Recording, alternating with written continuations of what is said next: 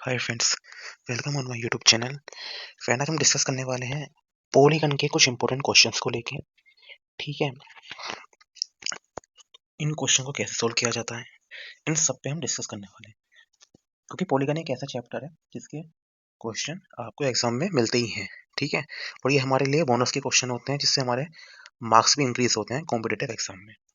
तो ठीक है फ्रेंड, समय वेस्ट ना करते हुए, जैसे कि आपको स्क्रीन पे दिख रहे होंगे, मैंने कुछ क्वेश्चंस लिए हैं जिनको मैं आपको ये सोल्व कराने वाला हूँ।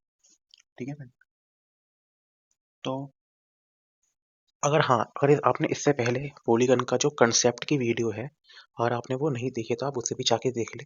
उसमें मैंने डिटेल में बता रखा है कि पॉलीगन क्या होता है, रेगुलर पॉलीगन क्या होता है, डिफरेंस और दोनों में डिफरेंस क्या है, सबको लेके मैंने डिस्कस वहाँ पे कर रखा है। ठीक है, तो आप उस वीडियो को भी जाके देख ले। ठीक है, यदि आप चैनल पे नए हैं तो सम बहुभुज का ये पहला क्वेश्चन है। ठीक है फ्रेंड, तो इसमें क्या कहा गया है, इसमें कहा गया है सम बहुभुज का प्रत्येक अंत्यकोण 135 डिग्री है। हमें इसमें नंबर ऑफ साइड्स बतानी है। ठीक है फ्रेंड, तो ये हम तभी बता पाएंगे। और हाँ, क्वेश्चन सोल्व कराने के बाद मैं इनका शॉर्टकट तरीका भी आपको बताऊंगा, जब मैं सारे क्वेश्चन फिनिश कर दूंगा, कि आप बेसिक मेथड की जगह, हालांकि बेसिक मेथड से भी जल्दी निकल जाते हैं क्वेश्चन, ज़्यादा टाइम नहीं लगता, लेकिन तब भी मैं आपको शॉर्टकट तरीका बता दूंगा जब मैं ये सारे क्वेश्चन फिनिश कर दूंगा। ठीक है फ्रेंड, जैसे तो पहला ही क्वेश्चन आपको पता है, सम बहुभुज का प्रत्येक अंत्यकोण 135 डिग्री दिया है, तो नंबर ऑफ हमें साइड बतानी है। ठीक है फ्रेंड, तो नंबर ऑफ साइड बतानी है, तो सबसे पहले तो पहला क्वेश्चन मैं यहाँ पे सोल्व करता हूँ। पहला क्वेश्चन, तो फ्रेंड जो इसके लिए सबसे पहले आपको क्या पता होना चाहिए, इसके लिए पता होना चाहिए हमें फॉर्मूला। तो जो इंटीरियर एंगल यानी अंत्यकोण का रेगुलर पॉलीगन यानी समबहुभुज में जो सूत्र होता है ना फ्रेंड, वो क्या होता है, वो होता है ये।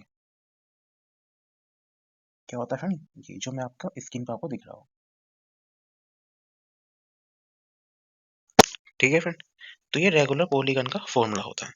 तो बस इसे ही अप्लाई करना है, क्योंकि एंगल तो हमें ये होता है, क्योंकि एंगल तो हमें दिया गया क्वेश्चन में। ठीक है फ्रेंड, अब एंगल कहाँ लिखना है, जो हमें क्वेश्चन में दिया गया है, तो फ्रेंड वो यहाँ पे लिखना है। ठीक है, और n-2 n 180 डिग्री। ठीक है,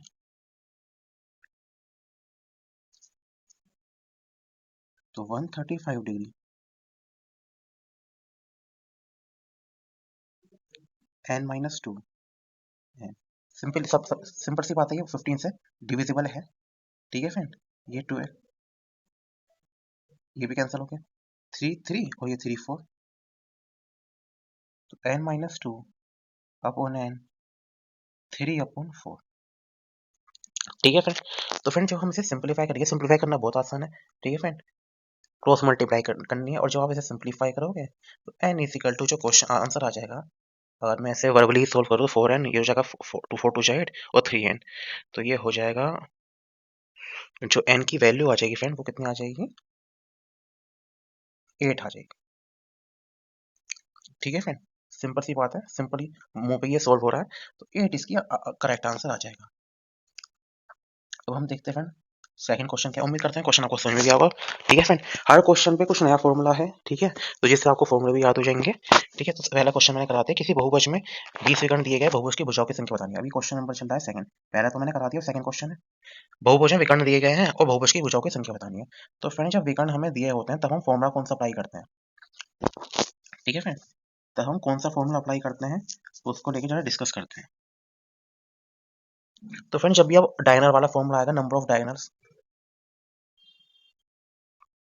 तो फ्रेंड आपको फॉर्मूला कौन सा अप्लाई करना है, n-3 अपॉन 2, बस इतना सा फॉर्मूला है। और हमें क्वेश्चन भाई 20 हमें दिया गया क्वेश्चन में, भाई डायगोनल दिए गए हैं, एन स्क्वायर माइनस इस 3n लिख सकता हूँ मैं ऐसे। ठीक है फ्रेंड, और 2 की मल्टीप्लाई यहाँ पे कर देता हूँ। ठीक है फ्रेंड, तो फ्रेंड ये 14 बन गया, और ये n स्क्वायर माइनस 3n बन गया। ठीक है, आप इसको द्विघात समीकरण बना सकते हैं इसकी। ठीक है फ्रेंड, इजिकल टू 0, अगर आप इसके फैक्टर करें तो कितना आ जाएगा, 8 5 जो 14 होता है। हमने खूब करे इस तरीके के फैक्टर। ठीक है, अब मेरा आपको ये सलाह है कि आप, क्योंकि एग्जाम में तो हमें कोई सोल्व करके दिखाना नहीं है, कोई नंबर तो मिलने वाले नहीं है, क्योंकि वहाँ पे हमें ऑप्शन टिक करना होता है ऑब्जेक्टिव में। ठीक है, कॉम्पिटेटिव एग्जाम में हमें ऑब्जेक्टिव में ही नंबर मिलते हैं। ठीक है फ्रेंड, कोई ऐसा तो नहीं हमें पूरा पेपर सॉल्व करके दिखाना, तो सिंपल सी बात है, पॉजिटिव नंबर यही तो आएगा, एन की वैल्यू पॉजिटिव में यही तो आएगी 8, ये तो आने सरी +5 वाली, एन इजिकल टू 8 इसका करेक्ट आंसर हो जाएगा। ठीक है फ्रेंड, विकर्ण निकालने विकर्ण हमें दिए गए थे, तो दूसरा फॉर्मूला मैंने आपको बता दिया ये वाला। ठीक है फ्रेंड, तो डायगोनल के लिए कौन सा फॉर्मूला लगता है। ठीक है फ्रेंड, तो इस तरीके से उम्मीद करता हूँ ये क्वेश्चन आपको समझ में आ गया हो। एन इजिकल टू 8 आएगा नंबर ऑफ साइड्स। अब देखते हैं, अभी थर्ड क्वेश्चन किसी नौ भुज, इसमें क्या दे रखा है, इसमें नौ भुज कह रखे हैं, नौ भुज के आंतरिक भाग कोण का रेशियो हमें बताना है, बस इतना सा क्वेश्चन है। अब देखते हैं इसके लिए क्या फॉर्मूला लगता है, नौ भुज दे रखे हैं तो सही है। अब जरा इसे करके देखते हैं, दो क्वेश्चन मैं फिनिश कर चुका हूँ। अब थर्ड फ्रेंड, कभी भी हमें रेशियो इंटीरियर एंगल और एक्सटीरियर एंगल का रेगुलर पॉलीगन में रेशियो जो होता है, रेशियो किसमें, ratio of int angle to exterior angle. ठीक है फ्रेंड, एक्सटीरियर एंगल किसमें, रेगुलर पॉलीगन में, सिंपली पॉलीगन। ठीक है, ठीक है, रेगुलर पॉलीगन, पॉलीगन, ठीक है, पॉलीगन। तो फ्रेंड ये आप याद रखें, वो जो ये इंपॉर्टेंट फॉर्मूला है, n-2 रेशियो का साइन और ये 2, ये होता है n-2 रेशियो 2। अगर आपको ये पता है ना तो 1 सेकंड नहीं लगने का आपको सोल्व करने में। ठीक है ना, नौ भुज कहे, नौ भुज का मतलब कि उसमें n बराबर 9 ही तो होगा। वही आप क्या करो, 9 9 कर दो, -2 कर दो, रेशियो का साइन लगाओ, 2 कर दो, इजिकल टू 7:2। बस इतना सा आंसर है, तो 7:2 इसका आंसर आ गया। ठीक है फ्रेंड, तो ये यही पूछा था, रेशियो से हमने बता दिया। ठीक है, तो इसमें भी आपको एक नया फॉर्मूला देखने को जरूर मिला होगा। अब आते हैं फोर्थ क्वेश्चन में, क्या कह रहा है, कह रहा है बहुभुज के अंतः कोण का योग कितना है, 1440 डिग्री। ठीक है फ्रेंड, 1440 डिग्री इसका क्या है, योग, कोणों का योग है। नंबर ऑफ साइड बतानी है, तो नंबर ऑफ साइड बतानी है तो बता देंगे, कोई दिक्कत वाली बात नहीं है। फिर से एक नया फॉर्मूला तैयार। तो फ्रेंड अब नया फॉर्मूला क्या है वो मैं आपको बताता हूँ। अगर मुझे सम निकालना हो, किसका, सम ऑफ किसका friend, sum of all interior angle, sum of all interior angle किसके friend, of a polygon, sum of a polygon, sum of all interior angle of a polygon. ठीक है फ्रेंड, n-2 ये formula बहुत simple formula है, इस पे कई question बनते हैं। n-2 into 180 degree. अब हमें सम तो, यानी सम की जो वैल्यू है वो तो हमें क्वेश्चन में गिवन है, भाई यही तो बोला था ही मैंने।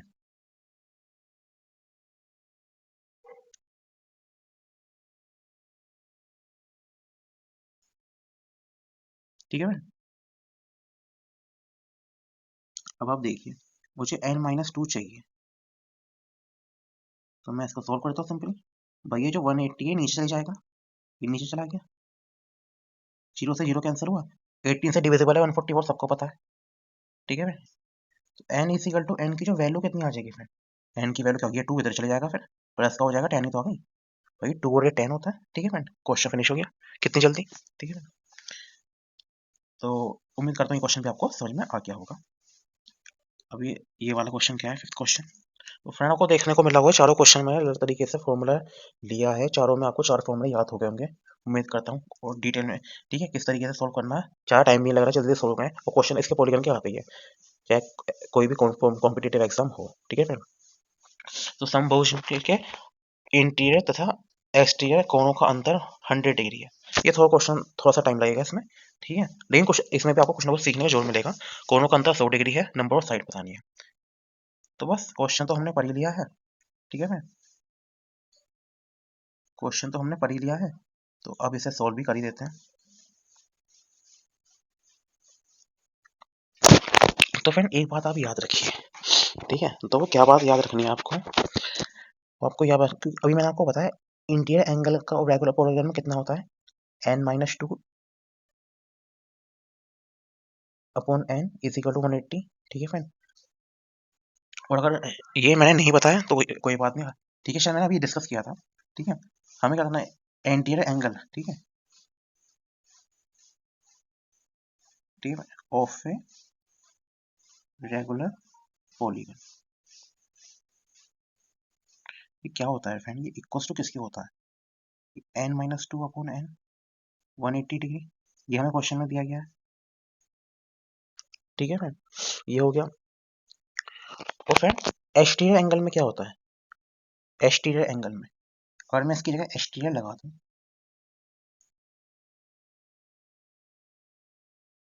तब क्या होगा, तो फ्रेंड तब हो जाएगा 360 डिग्री अपॉन n, तब ये हो जाएगा फ्रेंड। अब इनका ही तो डिफरेंस दिया गया है कायदे में क्वेश्चन में 100 डिग्री, ठीक है फ्रेंड, इनका ही तो हमें दिया गया है कायदे में, तो बस इनको सोल्व कर देते हैं हम।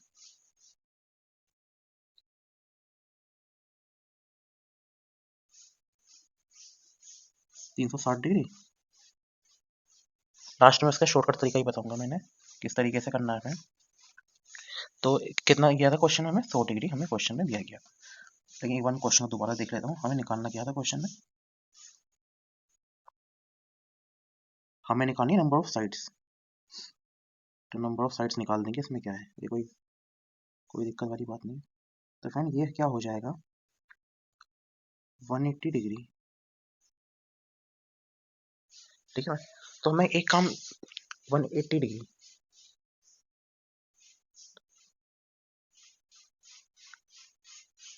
तो फ्रेंड मैं एक काम करता हूँ, मैं इसका डिफरेंस हमें 100 डिग्री दिया गया था, ठीक है। एक मिनट फ्रेंड,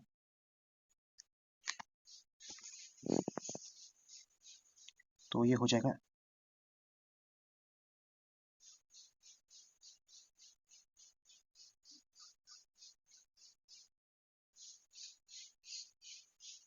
ठीक है, मैंने ऐसे करने अंदर मल्टीप्लाई कर दी,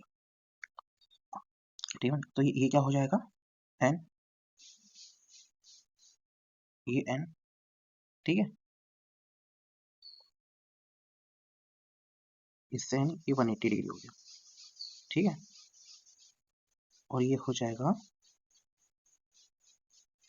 माइनस की मल्टीप्लाई करिए, ठीक है फ्रेंड, इसे क्या करते हैं, वैसे हम इसे कॉमन भी ले सकते थे, ठीक है।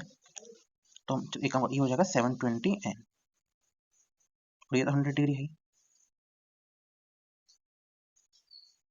तो ये हो जाएगा 720, ये हो जाएगा माइनस का 80, ठीक है।